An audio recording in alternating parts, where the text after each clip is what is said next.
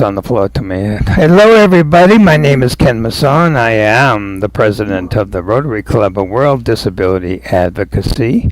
We are a club that's been around for about 4 years now, and we work on advocacy for people with disabilities.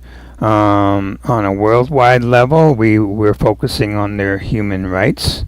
And we have people in 20 different countries. I'm sorry, more than 30 different countries, and we have over 80 members right now.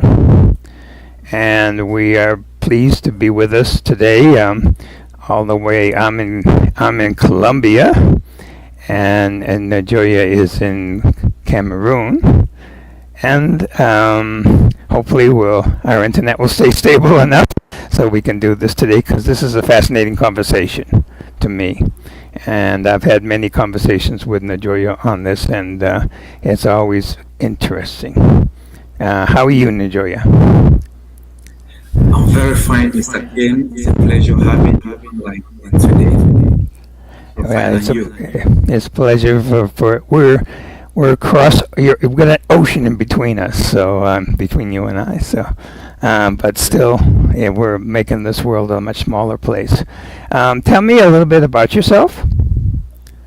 Mr. Ken, I am called Njoya Kelvin Ngala, a child protection and safeguarding advocate with the focus on mental health and the right of children, the right with disability. My dedication to the field stems from the belief that every children should be safe, irrespective of their formation, and every children's right should be respected, no matter where you're coming from or what is background. So that's just me. God bless you for the work you do. Really, God bless you for the work you do. Those children oftentimes don't have voices, and you're the voice for them to make sure that their rights are being upheld. So interested, how did you get yourself into this work? I myself, I had an impairment which my parents fought for it, which that was speech impaired. Many people are surprised to hear me speaking to it fluently. I used to be speech impaired, and I had stigmatized in the community from what my parents used to tell me and what I grew up to. But I fought it up, and now I can speak fluently without more stammering than I used to.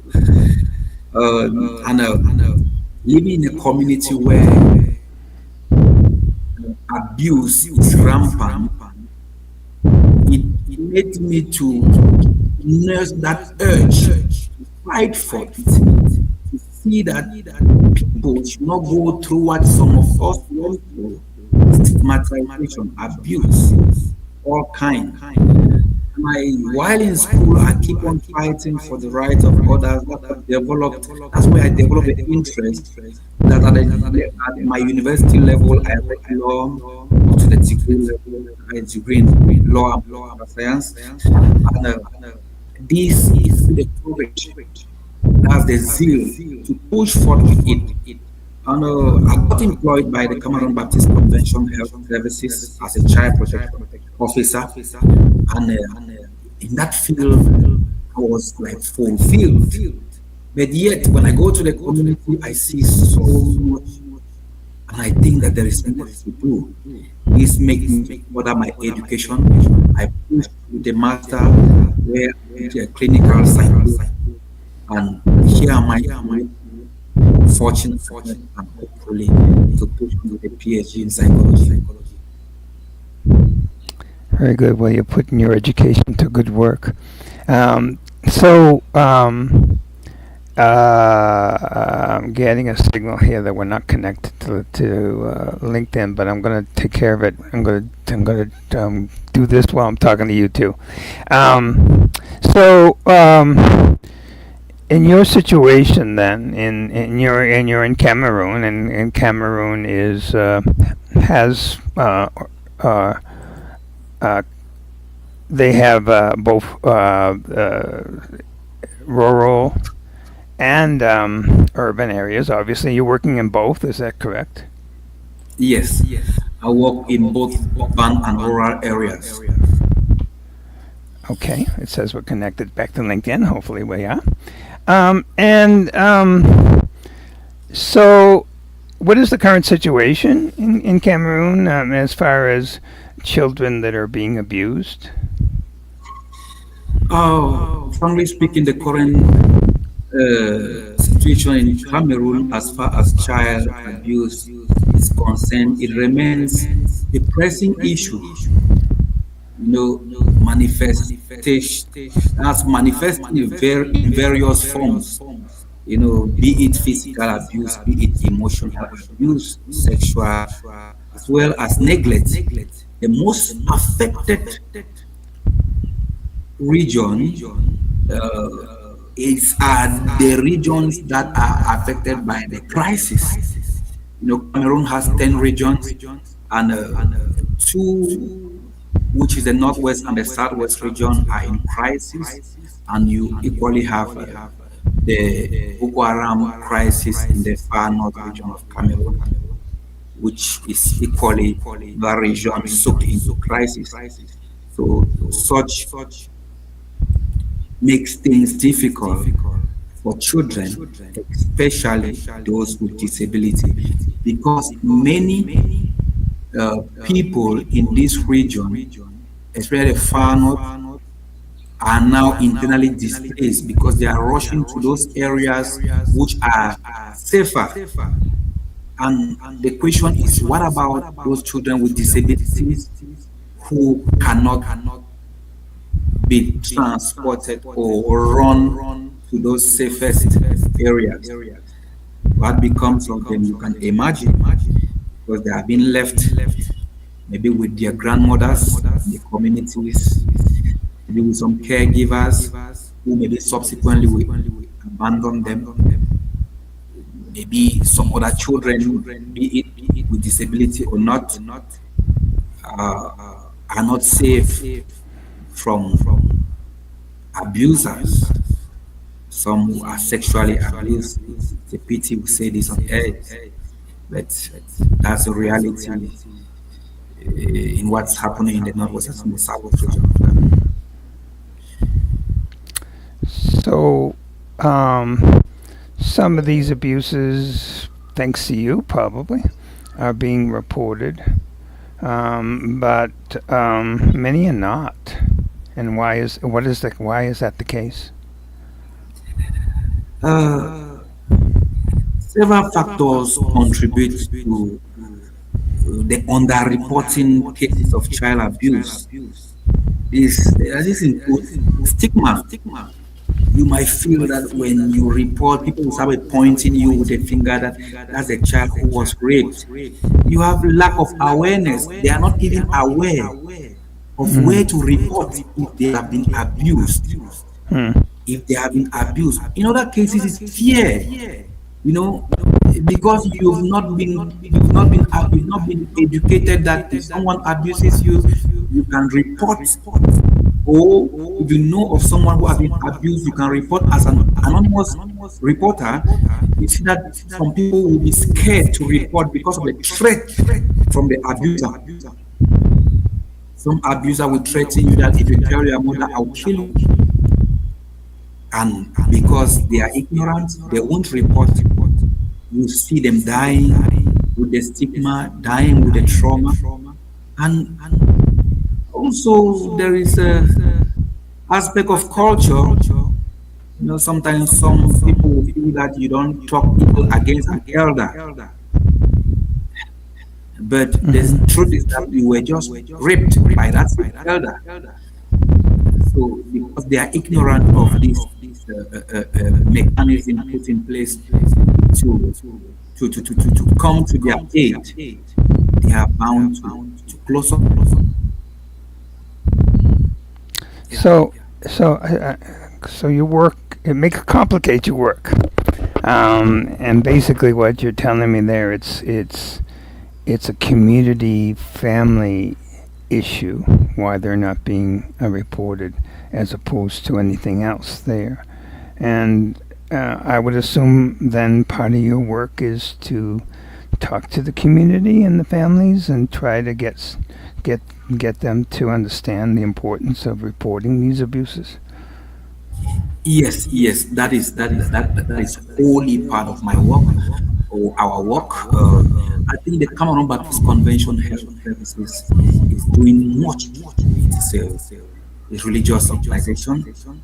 It is doing much as far as awareness raising is concerned in the community. And maybe in the child protection officer for this organization, we have a lot.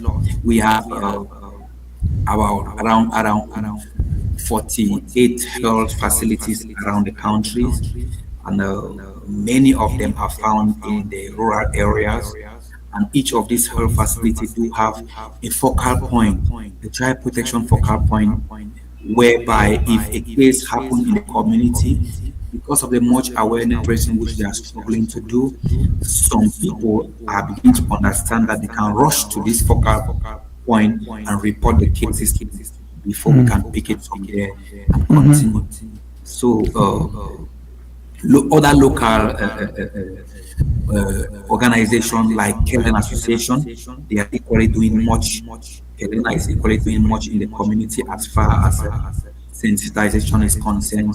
They go to churches, local community churches. They go to local community association. They go to schools. They go to the chief's palace, especially when he has an occasion. They always give them an opportunity to do a presentation. It might just be 5 or 10 minutes. So what you can do in 5 or 10 minutes, it's much because the crowd, someone will take the information there and inform the other person who will inform the other person. Because of this intervention, which the CBCHS and other associations like the KENA are doing in the communities, many people are becoming aware of where to report, when to report. And now they understand the fact that if a child has been sexually abused, the first place to rush with the child is the hospital, not to start making noise while the child is there. Maybe there were an infection which he might contract. But at the hospital, I think whatever was there can be happened within 72 hours. So, I mean, it's complicated work that you do. I mean, you have to understand the community and how the community works, how the culture works, and then you have to gain their trust in order to do this. I would assume, and maybe I shouldn't assume anything, that many of these children are children with disabilities. Is that correct? Yes. Many of the children whom we work generally with children, but specifically we concern with those with disability because they are the most vulnerable in our community. They are locked in their homes, maybe because the parents are stigmatized, they don't go to school because they have been made known that they cannot study. They don't go to churches because their parents are scared of being shaming or nicknamed. Some of them don't even have names, or maybe they were given names along the line. They have been given nicknames, which is insulting. So these are the cadre of children who will go to the community to fight for their rights. So, like you said, yes, we work generally with children, and specifically with those living with a disability. And I would assume, too, at some points there may be a level of danger for you, too, because people are kind of like, get out of here. Right? So, you kind of have to deal with that also and know how to make that work. Tell me though, the Cameroon had ratified the United Nations Convention on the Rights of Child. Is that true? Is that correct? It's very correct, Mr. King. Okay. So now, how does that ratification? I mean, did national laws, come out of it in Cameroon that help support the work that you're doing? Obviously, Mr. Kane, while Cameroon has ratified the UN Convention on the rights of children with disabilities, enforcement, Mr. Kane, I repeat, of the national laws remains inconsistent. Yes, the enforcement remains inconsistent. There are legal framework in place, yes, but often they lack the necessity or the necessary resources to organize training. Yes, some of the trainings are being organized at the urban areas, but very little or nothing is being done at the rural area. You bear with me that the minister of social affairs, Madam uh, Pauline Irene, she's doing a great job. That ministry is doing a great job as far as disability inclusion is concerned in Cameroon. She is working alongside other ministries, especially the Ministry of Secondary and Higher Education. They are doing much to see that inclusion is felt. But they cannot do everything. We in the community or other stakeholders like civil society organization need to come into play so as to push this. We are striving to see that Cameroon should one day be a fully inclusive state in Africa. I bet you the Ministry of Social Affairs one day will realize this. Yeah. And we're focusing today on Cameroon because that's where you live and that's your expertise. But my guess that many of the things you're talking about here are not just limited to Cameroon. I imagine that there are a lot of countries around the world face similar situations, and God bless you being in Cameroon and want to rectify as much as you can of this problem here. You're changing lives in your work, and I know you've told me some stories that you've changed lives, and God bless you for being determined to do that. So, and you've touched upon this a bit, but and once again, keep in mind this is probably going on around the world. But what are some of the barriers that you're dealing with that keep you from being successful, in addition to the barriers of people not wanting to report? Yeah. Mr. Kane, children with disability in Cameroon encounter numerous barriers, including societal stigma, like I mentioned. You have inadequate infrastructures. Most of the schools are not inclusive. You might have an entire school, maybe with 2 or 3 classrooms that have a ramp.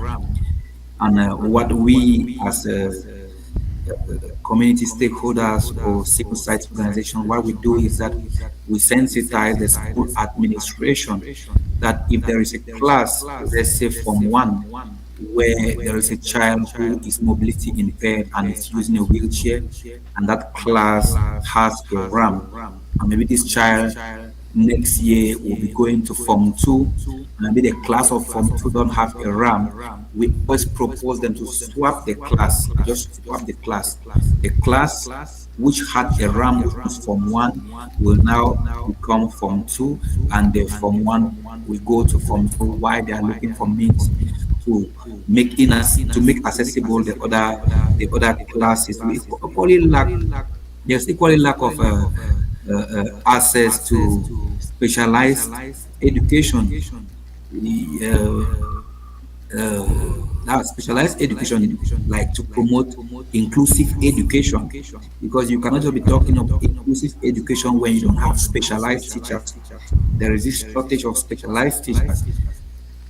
And but again, yeah, I think those are some of the barriers which we equally face in the communities, like I earlier mentioned the aspect of reporting.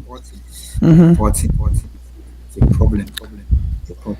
So I mean, you've showed me a video where, and you know, anybody living in a rural area can probably relate to it, where the school was built by the community. God bless them for doing that, and supported by teachers in the community to try to teach the children, and God bless them for doing that.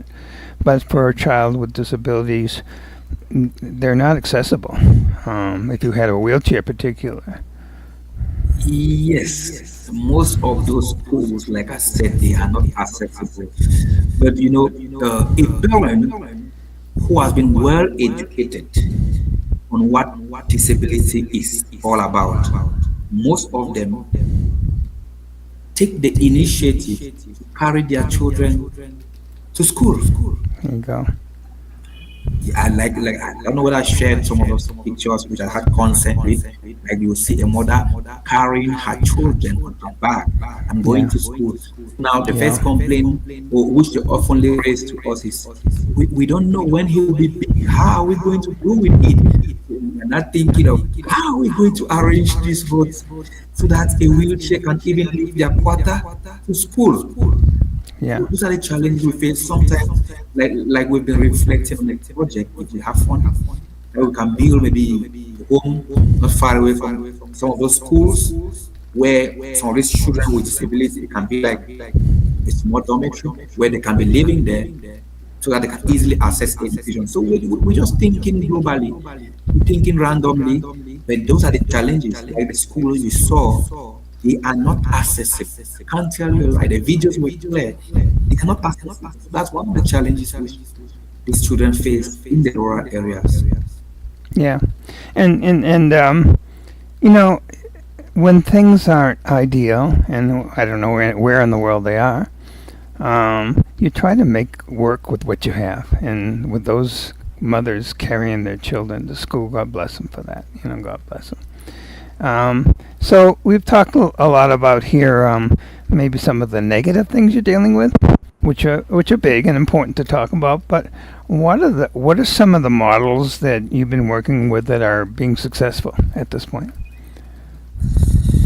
Uh, I think our current child protection system in Cameroon includes various governmental and non-governmental initiatives. The Cameroon Baptist Convention Health Service have put in place community workers. We call them CBR, community-based rehabilitation workers, who goes into the community, identify children, especially those who have been abused, identify those with disabilities, do a need assessment, plan an intervention proper on these children. Just their intervention in the community has changed a lot. This is one of the things which we do applaud, and the government has approved school where these CR workers are being trained. They are being trained for 2 years. You have multi-skill rehabilitation workers too, who are equally being trained there. You have physiotherapists who are equally being trained in those schools. The schools are approved by the state. And the state has put in place some mechanism too, which help. I have a document here. If you can see, Hmm. this is standard operating procedure. This is standard operating procedure for child protection and case management in Cameroon, put in place by the government. And Presently, we are working closely with the Director of Child Protection at the Ministry of Social Affairs. We were with him in the last conference, which I share with you. So we are thinking on how to put in place a task force, a national task force Nice. for child protection, so Nice. that if a case occurs in the far north and we are being informed, we will easily contact our focal point for the far north, who we think should be capable to intervene immediately. So we are thinking of putting in place a national task force. So this action by the government, it's applaudable and it's laudable. Operating procedure for child protection is a wonderful document. It is produced both in English and in French, accessible.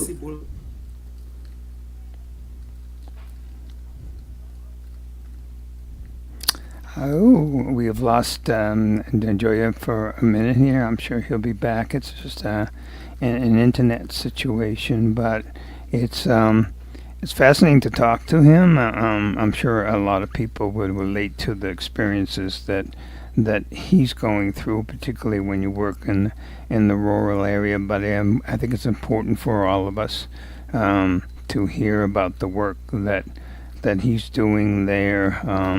And as an advocate, he's somebody who one of the qualifications of an advocate is that you're going to face challenges, you're going to face resistance, and oftentimes you're going to face situations that will work to discourage you.